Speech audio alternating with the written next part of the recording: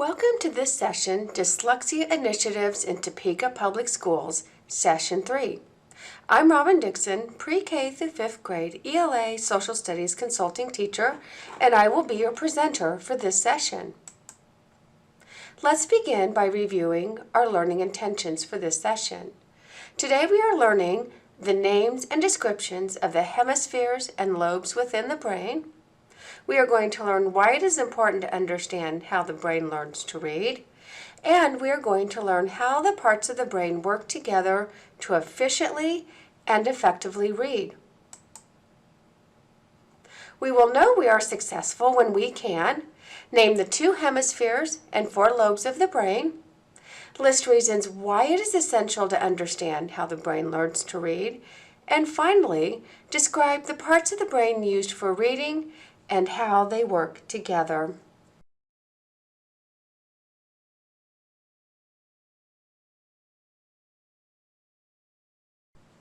Let's take a moment to look at why it's important to know the science of learning to read. First of all, we all work with readers and writers. Number 2, neuroscience has given us a very clear understanding of how to teach reading and how to help students who are struggling. If you'll remember from earlier presentations, dyslexia is a neurobiological condition in the phonological processor of the brain, and we will delve more into that in just a few moments. Also, it is important to understand where a student is struggling within the process of reading, so that we can best determine ways to help the student who is struggling with learning to read.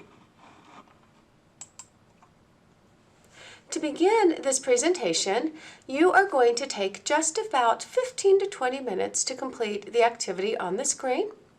You will see a bit.ly link, and you will click on that bit.ly, or rather type in that bit.ly in your browser. You will read the article, and then you will write down 2 quotes that resonate with you. This could be new learning, ahas, or connections to prior learning. When you are finished, if you are watching this presentation with a colleague or colleagues, take a moment to share those quotes that you selected with one another. If you're watching this alone, what you could do is save those quotes and share them with your PLC during a discussion on dyslexia, and share those with one another during a PLC later on during the school year. Let's begin by looking at the basic makeup of the brain. And the brain is made up of 2 mirror images, or sides, called hemispheres. You have a right hemisphere and a left hemisphere. And each of those hemispheres is divided into 4 lobes. We call the front of the brain anterior and the back of the brain as posterior. And in between both of these hemispheres, you have something called the corpus callosum. And this is a band of connective tissue that not only connects the 2 hemispheres, but acts as a relay center to convey messages back and forth between the right and the left hemisphere. In each hemisphere of the brain, it is divided into 4 lobes. And those 4 lobes are what work together through the process of reading. You will see on the screen the 4 sections of the brain, or the hemisphere rather. First of all, you have the frontal lobe. And the frontal lobe is responsible for reading fluency. The parietal lobe is responsible for written and spoken comprehension. The temporal lobe is responsible for phonemic processing and decoding and discriminating sounds. For example, hearing t instead of d, for example. And your occipital section of your brain is responsible for interpreting and working with visual communication. And these lobes, again, are mirror images, and we have these 4 lobes in the front and the right, left of parts of the brain.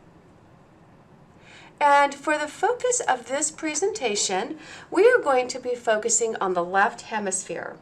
Reading takes place in the left hemisphere of the brain, And so what we're going to do is work through this presentation with the perspective on a human's interaction on listening, speaking, reading, and writing within the left hemisphere.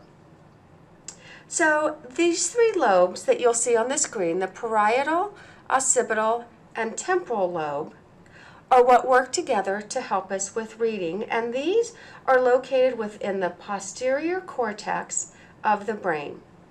And these three sections are all wired for input, meaning they take in new information. And they're also referred to as reception lobes, as they take in new information. They're also what helps with short-term and long-term information stores of information. And finally, they are the passive processing center of the brain. So you'll see on the screen the parietal lobe in yellow. And the parietal lobe, to give you a visualization, is what sits above and behind the ear and focuses on word analysis. So you might be thinking of where that would be in your brain. So above and behind the ear, so word analysis.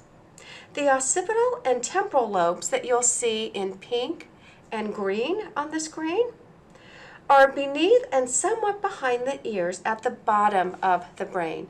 So if we look at the screen right here, this is the bottom of our brain. And what those are responsible for are, these are the hub of the brain and a very busy place of brain activity. Incoming information from different neural systems come together, and all of the information about a word comes together in these two parts of the brain: how the word looks, how it sounds, and what the word means, all joined together as these three parts of a word come together.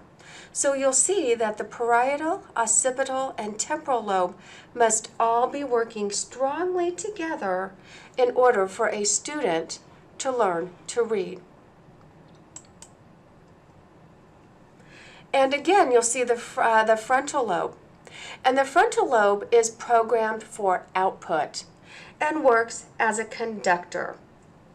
And it's also where we form memories and we have metacognition. Metacognition is thinking about your thinking and reading and learning. So a student who says, I know I can't decode that word, or that word is hard to read, is using his or her frontal lobe. So you'll see the frontal lobe is in blue and works also with the parietal, temporal, and occipital lobes. Now, as we look at literacy acquisition, there are three further elements that we are going to explore, and you'll see that these are found in those three lobes that we were talking about earlier: the frontal, temporal, and parietal. So let's start with Broca's area. Broca's area is in our frontal lobe, and we will see that this is responsible for speech production. So right here in the frontal lobe, in this Broca's area right here, is where we learn to produce speech. And if we look at the Wernicke's area, found in the temporal lobe, in the green section of the brain, this is responsible for comprehension of speech. So being able to comprehend what someone is saying. And the angular gyrus, found in the parietal lobe right here, where I'm circling it, is responsible for the intake of what is read and written and interprets the information for the frontal lobe for comprehension. So you'll see there are very specific aspects in the brain that help to a student or a group of students in acquiring literacy skills. And at age 5, dendritic growth increases in the Broca's area, which may be the final year of massive growth. This is where the brain begins to rely on verbal and visual information and memory for reading comprehension. The frontal lobe doesn't fully develop until the mid-20s. Massive connections are being made in these early reading development years. So your frontal lobe, right here, the front of your brain, continues to develop and fully until the age of 22. And let's circle back to the temporal lobe for just a moment. Decoding letters into sounds occurs in this temporal lobe as well.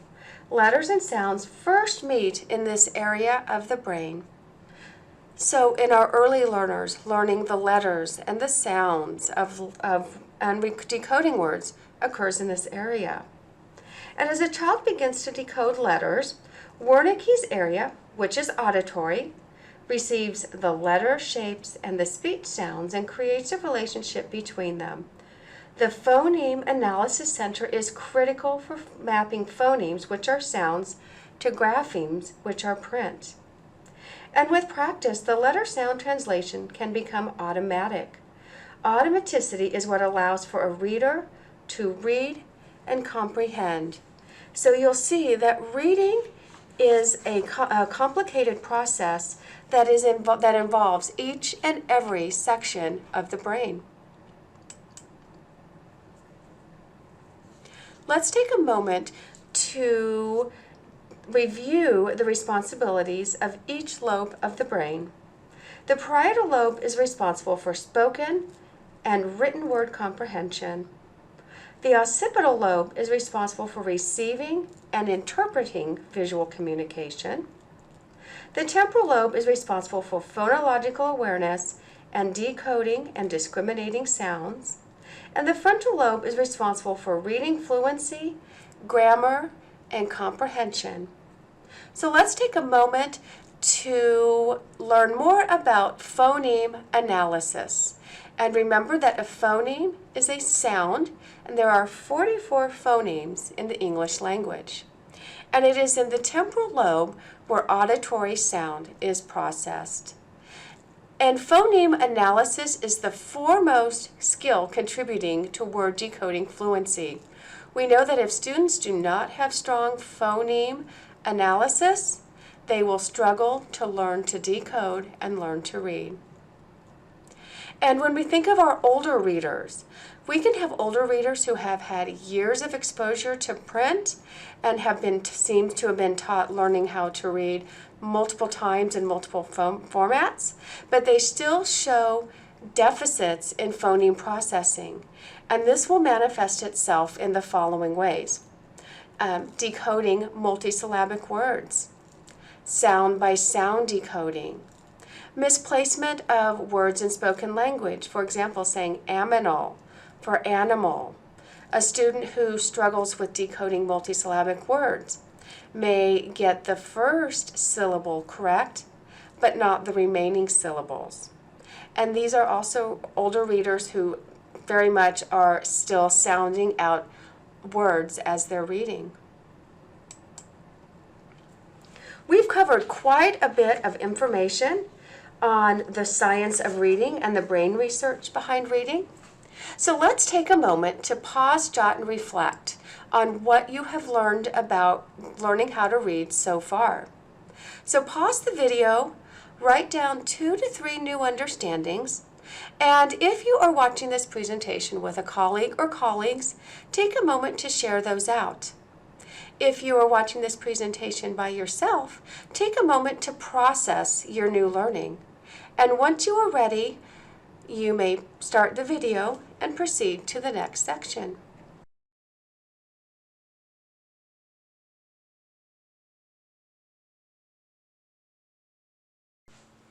We will now spend a few moments looking at other essential fundamental skills that are necessary in order to learn to read.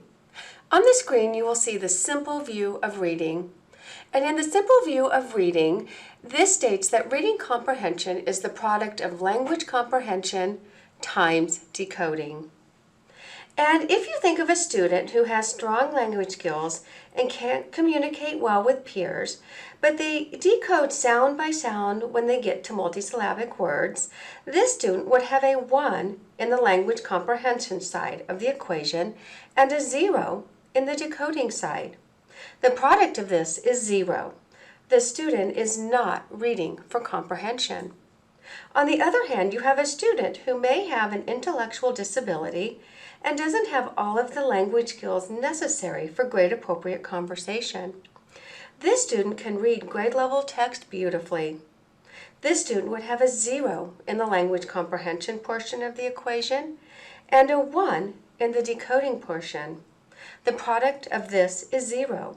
The student is not reading for comprehension. Finally, you have a student who can converse, hear sounds, and understand language at the level of their peers and can read grade appropriate text. This student would have a 1 in the language comprehension and a 1 in decoding. The product of this is 1. The student is reading with the language skills and the automaticity needed for comprehension.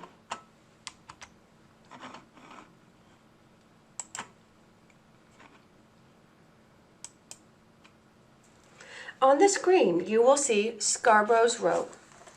This rope shows the many strands that are necessary in order to learn to read.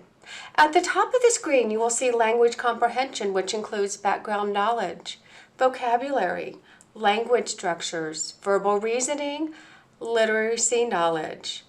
And you'll see that those individual strands weave together, and then the language comprehension strand weaves together with word recognition, which includes phonological awareness, decoding, and sight recognition. So notice that a skilled reader needs to be efficient and effective in all areas of the rope. So they must be wound tightly together. And at the bottom strand where you see word recognition, we see that right down here, that is an essential strand. We have to be able to decode the words in order to understand them. And also note, as these strands become stronger, the language comprehension and word recognition strands join together to develop a strongly skilled reader, and that is our ultimate goal. Think about what happens when one strand of a rope begins to fray. It compromises the integrity of the entire rope. We don't want this to happen to our students. On the screen, you will now see Aries phases of reading development. And this was a researcher who developed a theory about how word reading skills develop, and she published these findings in 1995. The first phase that you'll see on the screen is pre-alphabetic, and this begins around pre-K to kindergarten. And at this stage, a child has little or no alphabetic knowledge and relies on visual cues. This student sees the golden arches and knows that it is McDonald's. In the early alphabetic phase, around kindergarten to first grade, at this stage, a student begins to learn letter-sound relationships. However, the child may lack consistency in his or her ability to do so. They may also guess at words when reading. Students then enter the late alphabetic phase, and this begins around first grade to second grade. At this stage, a child attends to every letter in a word. He or she is able to convert letters into sounds and words. And finally, you will see the consolidated alphabetic phase. And this phase occurs around second to third grade and beyond. At this stage, a child begins to use chunks of words rather than individual phonemes or sounds. Phonics skills such as digraphs and diphthongs are also mastered at this stage.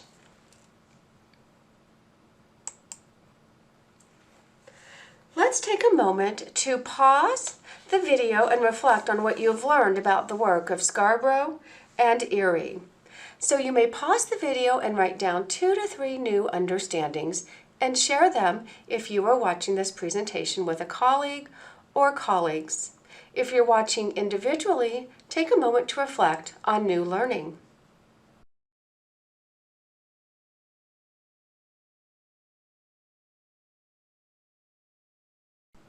We will now turn our attention to orthographic mapping. Orthographic mapping involves the formation of letter-sound connections to bond the spellings, pronunciations, and meanings of specific words in memory. It explains how children learn to read words by sight, to spell words from memory, and to acquire vocabulary words from print. David Kilpatrick defines orthographic mapping as the mental process we use to store words for immediate, effortless retrieval. It requires phoneme proficiency and letter sound proficiency, as well as the ability to unconsciously or consciously make connections between the oral sounds in words and the letters in written words. We're going to take time to watch a brief video on orthographic mapping.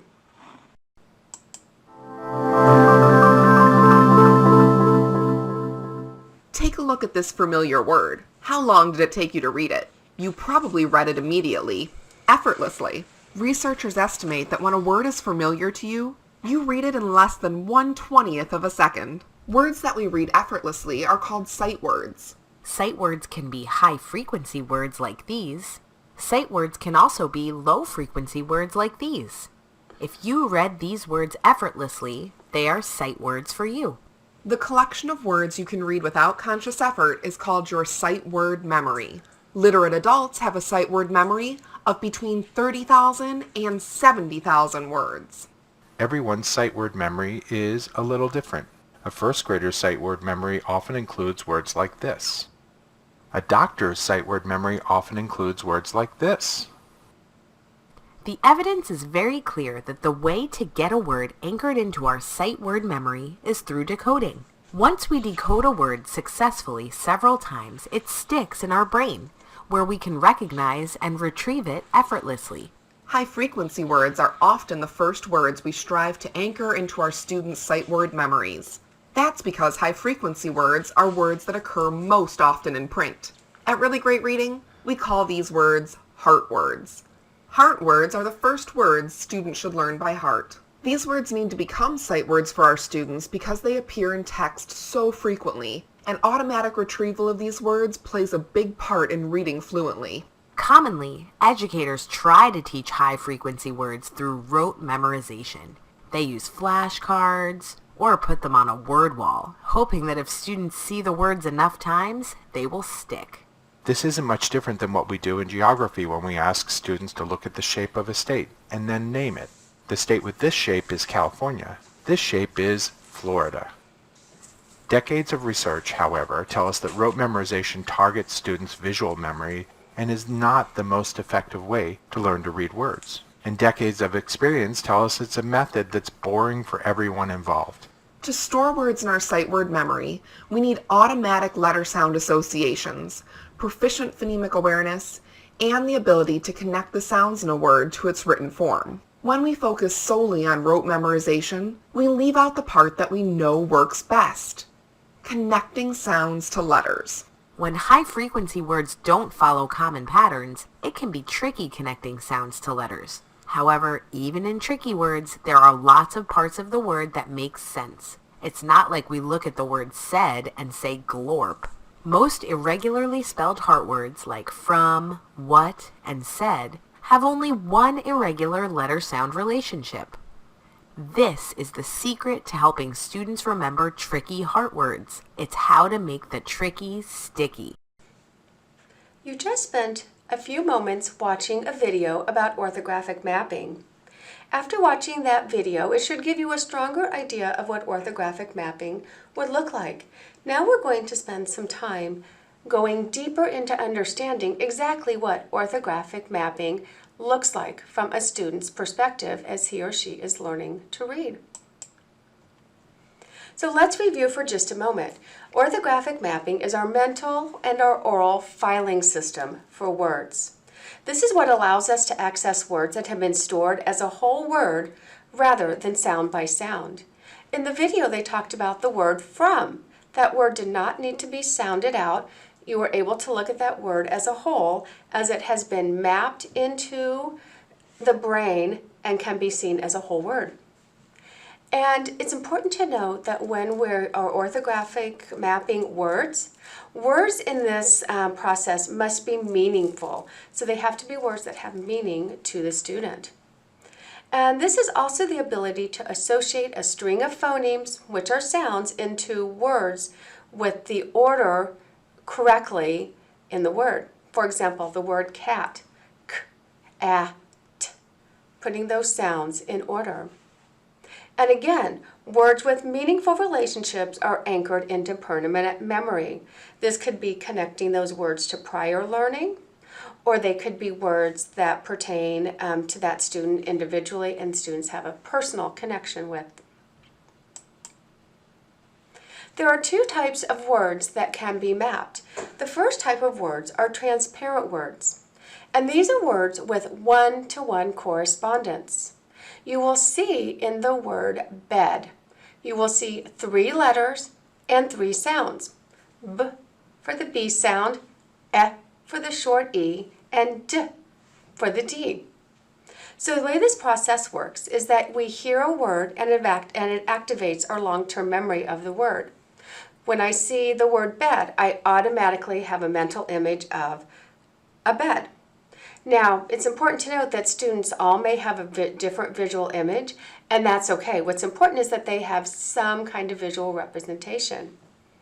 We then analyze the word and blend it together, and then we use letter sound knowledge to identify letters and use our orthographic skills to map that word. We know that not all words have direct correspondence, as in a CVC word. These words are called opaque words, and these are words that do not have a direct one-to-one correspondence with letter and sound. On the screen, you'll see a word that has 3 sounds but 4 letters. We see the U for the L sound, we see the A for the short A sound, and we see for the M sound formed by the letters M and B. So again, we have 4 letters, but our brain maps 3 sounds or phonemes. Again, we hear the word and we activate it into our long-term memory by visualizing our view and our image of a lamb.